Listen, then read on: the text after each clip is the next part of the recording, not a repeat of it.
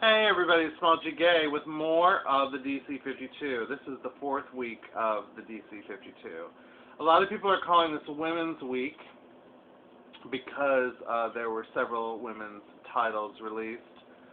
I don't know, I had mixed feelings about this week. I'm getting a little tired of the Batman franchise, which initially I thought was okay. In fact, I'm having a total change of heart about what I like and what I don't like. I'm coming at this from a Tea Party perspective. Keep that in mind. Although, I don't really know what that means anymore, especially when it comes to DC Comics right now. First up, we have Batman by Scott Snyder, Greg Capullo, and Jonathan Glapian. Again, excuse me if I pronounce anyone's name wrong. The cover art was reminded me of Frank Frazetta. It's evocative of Frank Frazetta. I thought the artwork was the strongest thing about this book. Not that it was bad per se. A few of the fans online have been talking about it, though, about how violent the New 52 are. And this week it kind of peaked on both the violence and the sex. It's kind of like DC's just doing the old sex and violence routine to perk up sales.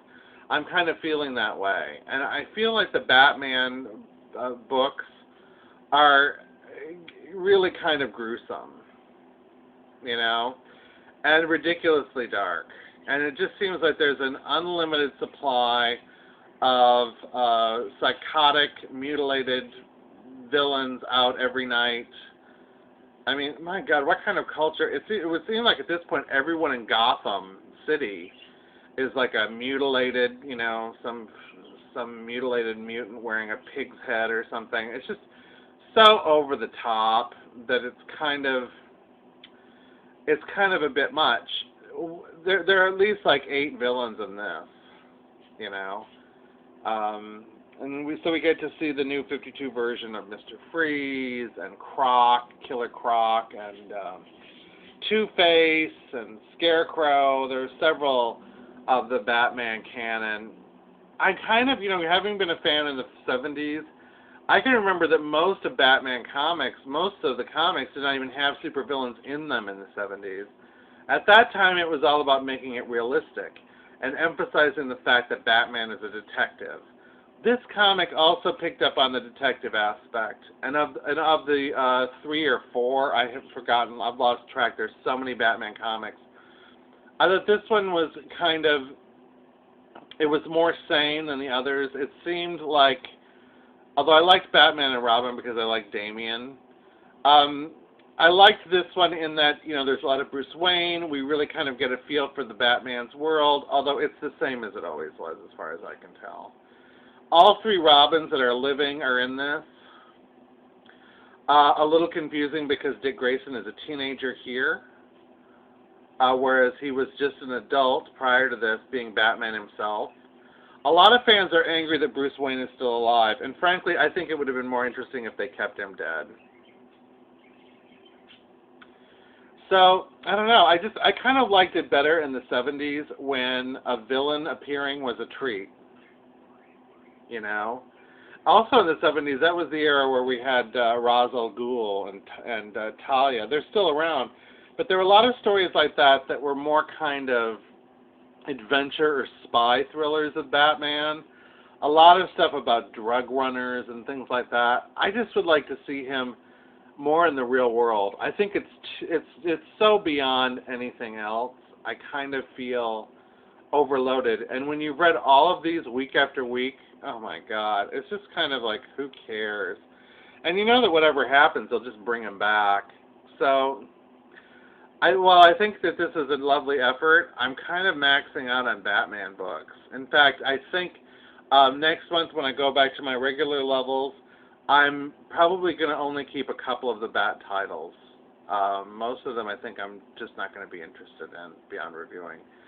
So for Batman fans, this is great. For everybody else, it's just more of the same. What's next? Speaking of Bat books, Catwoman has her debut. the New 52 version of Catwoman, which seems even more. Let's just keep it here. This is a total TNA book. Really over the top with the sexuality. This, I can't believe that this is rated teen plus. I think it should be, well, it's hard to say. I want to say it's adults only because it's so kinky, but there's no full-on nudity, but there might as well be. The opening has Catwoman forced to leave her apartment, and she's barely squeezing into her skin-tight latex jumpsuit with a bra on underneath. So such an old-fashioned girl. She has a bra on, and, you know, like, one of her you-know-whats is hanging out of the cat suit. She hasn't gotten it all on, and it's kind of like, oh, how clumsy she is trying to get out into the cat suit and trying to keep her clothes on while she saves her cats. She packs all of her kittens in a tiny little travel case, which I thought was a little sadistic, and I can't see Catwoman being so cruel to her kitties. I think Catwoman loves her kitties. Then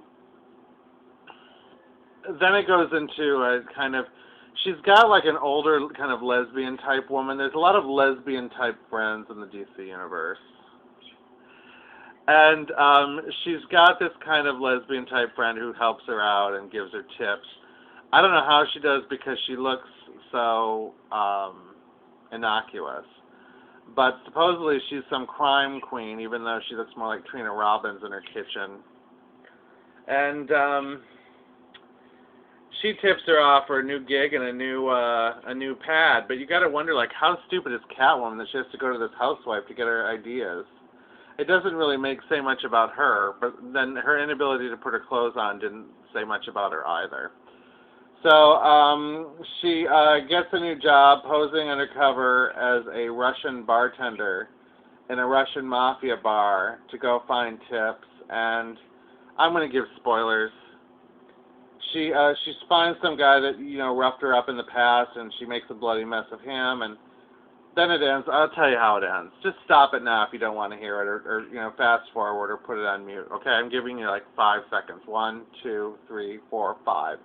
It ends with Batman showing up, and the two have really kinky fetish sex. And everything is like lovingly drawn. Batman's leather costume and Catwoman's rubber costume, and it's all shiny and very kinky, and it's like a 3 or 4 page sex scene. And then she jokes at the end about how they didn't even get completely undressed because, I mean, I hate to say that I'll probably read more of this because I thought the artwork was really great. I kind of feel bad though because Catwoman is probably one of the most sexist comic books ever created, and I sort of liked it. And between that and me liking the Playgirl, the Playboy Club show, I feel like I'm a traitor to the feminist cause. But at the same time, I'm like, who cares about guys being kind of turned on, you know? I don't know how I feel. Something tells me that the Palenistas would not be pleased with me. For that reason, because it's controversial, but at the same time, like, the design is beautiful, I'll give Catwoman a C+. How's that for a compromise? Now, speaking of women, we have Wonder Woman, who is, of course, the archetypal feminist superheroine. And this is by Brian Azzarello and Cliff Chiang. I have to say that I guess I liked Wonder Woman for the most part. Unlike Catwoman, although even then she's nude in the beginning, although it's not played for lewdness. But this is a whole new take on Wonder Woman, although we don't know her origin, but that was kind of a relief. She's already Wonder Woman, although she's living in London, which is odd. The gods are all on Earth causing a lot of trouble, apparently. And they don't look human at all. I got kind of a Percy Jackson riff from this Wonder Woman. It has more contemporary gods causing trouble in real people's lives now, you know. That said, I still thought it was kind of interesting. There's centaurs in it and mythological creatures, and they're all presented as dark and mean. And we still don't quite know Wonder Woman's story, although we know that she is an Amazon. I was also pleased that they took her out of those horrible pants, and they've given her back her red, white, and blue. And she's got stars again. So I guess they kind of are listening, sort of, to DC. There's like a typical like young lesbian type friend. They all have like a lesbian friend. You don't say she's a lesbian, but she looks like one, and she wears a flannel shirt, and she has really short hair and wears panties.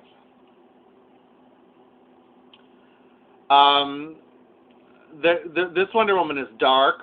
There's a violent scene. She cuts a centaur's arm off. So there's going to be some, again, more gore, although not as explicit as the Batman comics. This is only rated teen rather than teen plus like Catwoman. It's not a total sexist fantasy. There's more going for it. And it's just kind of, I thought it was kind of fresh and different. I'm not super excited about it, but I'm kind of hopeful for it. So I would give the new Wonder Woman a B+. And with that, I'll have to wrap up this vlog, but I'm going to give you another one. I have 3 more comics to review for you. Again, I just picked a selection of the new 52. So I'll be right back with a new vlog. Thanks.